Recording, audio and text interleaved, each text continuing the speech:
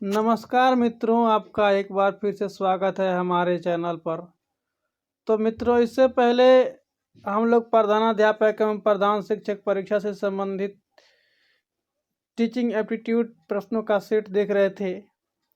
आज हम लोग परीक्षा से संबंधित एक बहुत ही महत्वपूर्ण टॉपिक को देखने जा रहे हैं, जिसका नाम है संप्रेषण। आज इसमें हम जानेंगे कि संप्रेषण क्या है, यह कितने प्रकार का होता है, यह कैसे होता है, इसके बारे में जानकारी प्राप्त करेंगे मित्रों। क्योंकि इस टॉपिक से हर परीक्षा में कुछ न कुछ प्रश्न जरूर आते रहते हैं। ये बहुत ही इम्पोर्टेंट है। ये बीएड और डीएड दोनों का ही सिलेबस में ये आता है संप्रेषण चैप्टर। तो इसलिए भी इसको देखना बहुत ही महत्वपूर्ण है और इसको बढ़िया से समझ बनाना। जब समझ बन जाएगा इस पर हमारी, तो इसमें आए हुए प्रश्नों को हम बड़ी आसानी से इसका हल दे सकेंगे अपने समझ के अनुसार से। तो आइए शुरुआत करते हैं कि संप्रेषण की है क्या। तो जैसा कि संप्रेषण लिखा है, अपनी सूचनाएं किसी दूसरे व्यक्ति तक पहुंचाने की प्रक्रिया को संप्रेषण कहते हैं।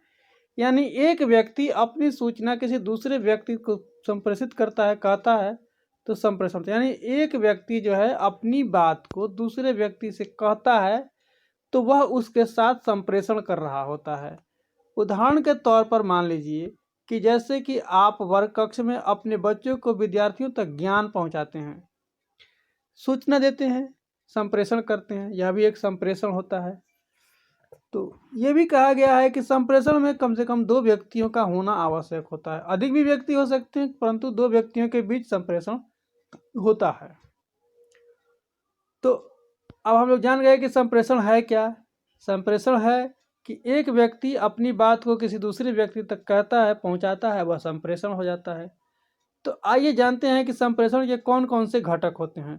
तो पहला तो होता है एक सूचना होता है, कोई बात होती है, कोई समझ होती है, कोई जानकारी होती है जो किसी दूसरे व्यक्ति तक हम पहुंचाते हैं। तो इसमें क्या हो जाता है, बात हो सकता है, विचार हो सकता है, तरीका, ज्ञान, भावना, अभिव्यक्ति, बहुत सारी चीज़ हो सकते हैं जिसको हम दूसरे व्यक्ति तक पहुंचाना चाहते हैं। उसके बाद इसका अगला घटक होता है प्रेषक। प्रेषक यानी सूचना को भेजने वाला, सूचना को संप्रेषित करने वाला, प्रसारित करने वाला, बढ़ाने वाला, कहने वाला, इन सभी को हम प्रेषक कहते हैं, जो सूचना को भेजता है। ये व्यक्ति हो गया। अब उसके बाद आता है माध्यम, कि वो अब सूचना को किस माध्यम से अगले तक पहुंचा रहा है। वो माध्यम मौखिक है या लिखित है, या किसी टेक्नोलॉजी के माध्यम से दे रहा है, या किसी संकेत के माध्यम से दे रहा है। बहुत सारा माध्यम हो सकता है संकेत, सूचना को संप्रेषित करने का, संचार को संप्रेषित करने का। तीसरा जो इसका घटक आता है वो होता है संदेश प्राप्तकर्ता या प्रापक। यानी जिसको बात कहा जा रहा है, जिसके पास सूचना भेजी जा रही है, वो हो गया प्रापक या संदेश की प्राप्तकर्ता। जब संदेश प्राप्तकर्ता संदेश प्राप्त कर लेता है, तो उस संदेश से रिलेटेड प्रतिपुष्टि देता है या फीडबैक देता है। जब किसी बात को कोई व्यक्ति किसी दूसरे व्यक्ति से कहता है, तो वह व्यक्ति उस बात के संदर्भ में कुछ हाँ ना, अच्छा बुरा, या उसके प्रति उत्तर में कुछ 2 शब्द कहता है, वह हो गया फीडबैक या प्रतिपुष्टि। क्योंकि संप्रेषण में फीडबैक बहुत ही आवश्यक होता है, तभी पता चलता है कि हमारे द्वारा दी गई सूचना उस तक पहुंची या नहीं पहुंची है।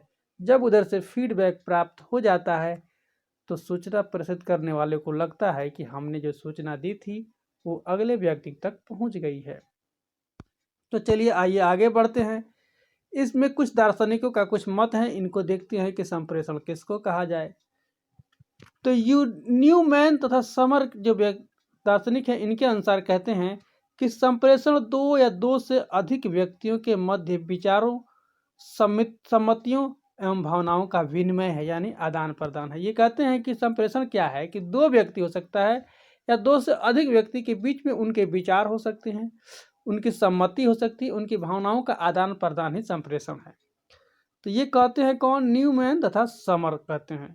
इसको याद रखिएगा, न्यूमैन और समर कहते हैं कि 2 या 2 से अधिक व्यक्तियों के बीच की विचारों, सम्मतियों और भावनाओं का आदान प्रदान है। ये हमारे एक एमसीक्यू का एक क्वेश्चन हो सकता है।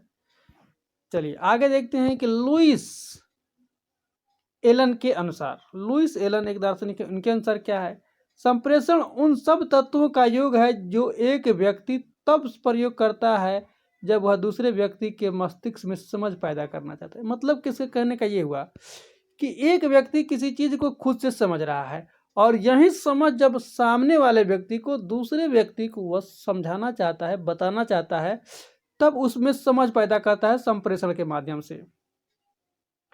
तो इनके अर्थ में संप्रेषण एक पुल है, यानी एक समझ जो इनके संप्रेषित करने वाले के पास है, दूसरा अगला व्यक्ति है उसको एक पुल बना करके, संप्रेषण के माध्यम से पुल बना करके उस तक समझ पहुंचाना चाहता है। तो इनमें कहने तथा सुनने समझने, इसमें कहने तथा सुनने तथा समझने की व्यवस्थित प्रक्रिया लगातार शामिल है, लगातार प्रक्रिया शामिल है। इसमें कहने सुनने की प्रक्रिया जो है व्यवस्थित होती है और लगातार चलती रहती है, यानी एक व्यक्ति कुछ कहता है, फिर उसके प्रतिपुष्टि में दूसरा व्यक्ति कुछ कहता है, फिर ये कहता है, तो ये प्रक्रिया लगातार चलती रहती है। अगला है थियो हेमन के अनुसार। थियो हेमन क्या कहते हैं? संप्रेषण एक व्यक्ति से दूसरे व्यक्ति को सूचना देने व समझने की प्रक्रिया। ये भी लगभग वही बात कर रहे हैं कि संप्रेषण एक व्यक्ति से दूसरे व्यक्ति को सूचना देने और समझाने की क्रिया है। आइए अब देखते हैं हम लोग कि संप्रेषण के प्रकार, संप्रेषण के कितने प्रकार हैं। तो देखिए, संप्रेषण के 7 प्रकार हैं मुख्य रूप से। कौन कौन से 7 प्रकार हैं उसको आइए देखते हैं। पहला है मौखिक संप्रेषण, दूसरा है लिखित संप्रेषण, तीसरा है औपचारिक संप्रेषण, चौथा है अनौपचारिक संप्रेषण, पांचवा है अधोमुखी संप्रेषण, छठा है ऊर्ध्वमुखी संप्रेषण और सातवां है क्षैतिक संप्रेषण। तो ये 7 प्रकार के संप्रेषण के प्रकार हैं। बारी बारी से हम सभी संप्रेषण के प्रकारों को हम जानने की कोशिश करेंगे। तो सबसे पहला आता है हमारा मौखिक संप्रेषण। मौखिक संप्रेषण क्या है? तो आइए देखते हैं कि मौखिक संप्रेषण क्या है। तो मौखिक संप्रेषण का अर्थ है, देखिए, मौखिक के कहने का साथ यह स्पष्ट हो जाता है कि मुख से किया हुआ संप्रेषण, मुंह के द्वारा किया हुआ संप्रेषण। तो इसमें कहने का मतलब है कि आमने सामने मौखिक बातचीत करके सूचनाओं का आदान प्रदान या संप्रेषण करना। मतलब कि 2 व्यक्ति बैठ के आमने सामने कोई बातचीत करते हैं, वह हो गया मौखिक संप्रेषण। यह संप्रेषण प्रत्यक्ष व्यक्ति वार्तालाप के द्वारा भी किया जा सकता है और अप्रत्यक्ष व्यक्ति वार्तालाप के द्वारा भी। मतलब कि प्रत्यक्ष तो हो गया कि आमने सामने बैठ के बात कर रहे हैं, और अप्रत्यक्ष हो गया कि मतलब कि मोबाइल से या टेलीफोन से या इंटरनेट के माध्यम से दूसरे व्यक्ति से बातचीत करते हैं, वीडियो कॉलिंग या वॉइस कॉलिंग के माध्यम से बातचीत करते हैं, तभी हम मौखिक संप्रेषण ही करते हैं। तो एक प्रश्न यहाँ भी बन सकता है कि टेलीफोन से बात करना, इंटरनेट से बात करना कौन सा संप्रेषण का प्रकार है? तो ये मौखिक संप्रेषण हो जाएगा। मौखिक किस संप्रेषण में आमने सामने व्यक्ति बैठ कर बात करता है, तो मौखिक संप्रेषण के बहुत सारे एमसीक्यू हो सकते हैं। सबसे जरूरी बात है कि इसमें समझ बनाना, समझ एक बार बन जाएगा तो हम बहुत सारे प्रश्नों का हल कर सकते हैं, जवाब दे सकते हैं। तो आइए कि अब देखते हैं कि मौखिक संप्रेषण के क्या लाभ होते हैं। तो मौखिक संप्रेषण क्या होता है? अधिक प्रभावशाली। मौखिक संप्रेषण अधिक प्रभावशाली होता है क्योंकि मौखिक संदेश श्रोता पर तत्काल प्रभाव डालता है। मतलब कि मौखिक संप्रेषण तुरंत प्रभाव डालने वाला होता है। हम तुरंत कहते हैं, तुरंत वह व्यक्ति समझ जाता है, तुरंत उसको सूचना प्राप्त हो जाती है। जैसे हम कहते हैं वैसे उसको सूचना प्राप्त हो जाती है। दूसरा होता है संदेह का निवारण। अगर मान लिए कि कोई बात हम कह रहे हैं अगले व्यक्ति से और इस बात के संदर्भ में वह उसको कोई संदेह है, तो वह तुरंत पूछ देता है और उसके संदेह का निवारण प्रेषक तुरंत कर देता है। इससे संदेह का निवारण तुरंत हो जाता है। उसके कहा भी, इसमें लिखा है कि प्रतिक्रिया का ज्ञान। संदेश देने पर प्रेषक प्रापक की प्रतिक्रिया को तत्काल जान जाता है। प्रेषक करने वाला प्रापक के प्रतिक्रिया को तुरंत जान जाता है। वास्तव में उद्देश्य यही होता है, उद्देश्य ही यही होता है कि संदेश न केवल भेज दिया जाए अपितु संदेश प्रापक की प्रतिक्रिया भी ली जाए, संदेश का वांछित प्रभाव हुआ या नहीं हुआ। मतलब कि संदेश भेजने का सिर्फ यही मतलब नहीं होता है कि संदेश हम सिर्फ भेज दिए, किसी से कुछ कह दिए, हमारा काम खत्म हो गया, ये नहीं होता है। ये भी इसका मतलब होता है कि हमने जो बात कही वो उस बात को अगले ने उस पर क्या प्रतिक्रिया दी। मैंने जिस रूप में उससे कहा वह उस रूप में समझ पाया या नहीं समझ पाया, या उस बात में उसकी कोई संदेह है, इस पे बात से उस पर कोई प्रभाव हुआ या नहीं हुआ, यह भी जानना प्रशिक्षक के लिए बहुत आवश्यक होता है। तो इसलिए फीडबैक की बहुत आवश्यकता होती है, बहुत जरूरी होती है संप्रेषण में। और मौखिक संप्रेषण में फीडबैक प्रतिपुष्टि तुरंत प्राप्त हो जाती है। इसके अगला है कि शीघ्रता। यह संदेश शीघ्रता से प्रेषित हो जाता है और इसका क्रियान्वयन भी तुरंत हो जाता है। अगर कोई बात हम किसी से कहते हैं तो वह बात उसको अच्छा लगता है तो वह तुरंत उस पर कार्य करना शुरू कर देता है। जैसे हम मान लीजिए कि आप विद्यालय में हैं और किसी बच्चे से कहते हैं कि बच्चा एक कुर्सी लेके आओ, बच्चा सुनता है और तुरंत कुर्सी लेकर दे देता है आपको। यानी जैसे ही आपने संदेश प्रेषित किया और तुरंत उसका क्रियान्वयन भी तुरंत हो जाता है। तो ये मौखिक संप्रेषण की एक विशेषता है। तो इसमें से भी एक प्रश्न बन सकता है कि संप्रेषण में शीघ्रता से संदेश जो है शीघ्रता से प्रेषित होता है और इससे क्रियान्वयन तुरंत हो जाता है। तो हम इसका आंसर मार देंगे मौखिक संप्रेषण। अगला कहता है कि मौखिक संप्रेषण क्या होता है? लोचदार होता है। मौखिक संप्रेषण लोचदार होता है क्योंकि परस्पर विचार विनिमय के आधार पर इसे तुरंत सुधार किया सकता है। मान लीजिए कि हम कहते कहते किसी से बात करते करते हम किसी दूसरे शब्दों का प्रयोग कर दिए जिसका हमें नहीं करना, तो हम क्या करते हैं, तुरंत उस शब्द का सुधार कर लेते हैं बातचीत के माध्यम से। तो ये लोचदार होता है। इसमें हमें अपने वाक्यों को, शब्दों को, उतार चढ़ाव को इधर उधर करने का हमें पूरा मौका मिलता है। हम इसको बदल सकते हैं, फिर से उसको हम सजाकर कह सकते हैं। अगला है कि व्यक्तिगत संपर्क। इसमें क्या होता है कि प्रेषक तथा प्रापक आमने सामने व्यक्तिगत संपर्क स्थापित होता है। इससे पारस्परिक सद्भावना और प्रेम का विकास होता है। मतलब कि दो व्यक्ति बैठ के बातचीत कर रहे हैं, सूचनाओं का आदान प्रदान कर रहे हैं, तो उनमें क्या हो जाता है, सद्भावना और प्रेम का वृद्धि होता है। एक चीज हम और इसमें जानना चाहेंगे, जोड़ना चाहेंगे। इससे मान लिया जाए कि एक व्यक्ति है, ये व्यक्ति जो है और इस व्यक्ति को वह क्या कर रहा है, एक मिनट, मान लिया जाए कि एक व्यक्ति यह है और एक व्यक्ति यह है। तो यह व्यक्ति जो है अगले व्यक्ति को सूचना भेज रहा है। अब सूचना भेज रहा है तो सूचना का संप्रेषण कर रहा है, और यह व्यक्ति क्या कर रहा है, इस सूचना की प्रतिपुष्टि दे रहा है। तो यह भेज रहा है इसको, तो यह संप्रेषित कर रहा है, और यह इसको फिर से जवाब दे रहा है, तो यह प्रतिपुष्टि कर रहा है। तो इसके लिए इसके द्वारा दिया गया यह जवाब जो है क्या है, प्रतिपुष्टि है, लेकिन इसके लिए यह फिर से संप्रेषण का एक शुरुआत कर रहा है। इस तरह से भी इस चीज को समझेंगे हम कि एक व्यक्ति जब प्रतिपुष्टि करता है तो सामने वाले के लिए तो प्रतिपुष्टि होता है और इसके लिए पुनः संप्रेषण होता है। तो अब इसमें जानेंगे हम कि मौखिक संप्रेषण के कुछ दोष भी हो सकते हैं। क्या क्या दोष हो सकते हैं? इसमें प्रमाण का अभाव। मौखिक संप्रेषण की सबसे बड़ी कमजोरी यह है कि संप्रेषण का कोई लिखित प्रमाण नहीं होता है। यह संदेश प्रापक संदेश प्राप्ति से मना कर दे तो उसके विरुद्ध कोई वैधानिक कार्यवाही नहीं कर सकती। मतलब कि इसका ये हुआ कि अगर हम किसी को मौखिक कोई बात कह देते हैं, सूचना उसको दे देते हैं, और फिर वह कभी कहता है कि वह बात से मुकर जाए कि हमने ये बात सुनी ही नहीं, मैं ये बात जानता ही नहीं हूँ, तो आपके पास ऐसा कोई वैधानिक प्रमाण नहीं है जिससे आप उसको साबित कर सके कि हमने यह बात आपसे कही थी, आप यह बात जानते हैं या सूचना आपके तक प्राप्त की गई है। तो यह इसकी कमजोरी होती है जिसको भविष्य में सुरक्षित नहीं रखा जा सकता है। इस पर कोई वैधानिक कार्यवाही नहीं की जा सकती है। अगला है भावी संदर्भ नहीं। मौखिक संप्रेषण को भविष्य के संदर्भ में नहीं रखा जा सकता है। इसके जिला अधिकारी के परिवर्तित हो जाने पर लिखित संदर्भ के अभाव में यह आवश्यक नहीं कि अधूरा कार्य वैसे ही पूरा हो पाए जैसे कि पहला अधिकारी चाहता था। कहने का मतलब है कि इसमें मौखिक के रूप संप्रेषण को भविष्य के रूप में संचित नहीं किया जा सकता है। अभी बात हो गई, अभी बात खत्म हो गई, इसको भविष्य के लिए संचित नहीं किया। जैसे कि मान लिया कि कोई अधिकारी कोई अपने किसी अधीनस्थ अधिकारी को कहता है, किसी काम को करवाना चाहता है और मौखिक संप्रेषित करके कहता है, तो वह व्यक्ति करता है, लेकिन इस अधिकारी के चले जाने के बाद दूसरा अधिकारी आएगा, वह काम फिर उसी तरह से, यह संभव नहीं है। तो यह कार्य अधूरा रह जाएगा, जैसा कि पहले अधिकारी चाहता था वैसे नहीं हो पाएगा। तो इसमें थोड़ा सा ये इसकी सीमा हो गई, इसका ये थोड़ा सा हम दोष कह सकते हैं।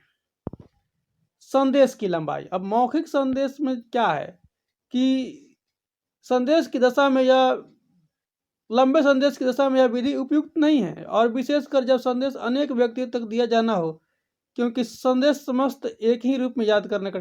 कहने का मतलब ये है कि संदेश अगर लंबा है तो यह मौखिक संदेश उपयुक्त नहीं है, और खासकर जब अधिक व्यक्तियों से कहना हो, एक से अधिक व्यक्तियों को कहना हो। मान लिया कि संदेश लंबा है और किसी एक व्यक्ति से कह दिए, और फिर यही संदेश हमको किसी दूसरे व्यक्ति से कहना है, तो जिस रूप में, जिस समझ के साथ, जिन शब्दों के साथ इस व्यक्ति से कहे हैं, फिर उसी शब्दों के साथ, उसी समझ के साथ किसी दूसरे व्यक्ति से कह पाना कठिन होता है। थोड़ा सा उतार चढ़ाव शब्दों के में हो जाता है, और याद इतने लंबे संदेश को याद कर पाना भी कठिन होता है। तो दो व्यक्तियों के बीच में संप्रेषण का कुछ अंतर हो सकता है, कुछ बातों का। तो ये हो गया। अब अगला आता है लिखित संप्रेषण, कि लिखित संप्रेषण क्या है। तो लिखित संप्रेषण का आशय ऐसे संप्रेषण से है जो लिखित में हो। ज्यादातर दशाओं में यह औपचारिक संप्रेषण होता है। संगठन कुशल संचालन के लिए जरूरी होता है कि उसमें रिपोर्ट, नीतियां, कार्यविधियां, योजनाएं, समझौते, स्मरण पत्र आदि लिखकर तैयार किए जाएं, जिससे इसका रिकॉर्ड रखा जा सके और संबंध व्यक्ति पर अपने दायित्व के अनुसार उचित कार्यवाही कर सके।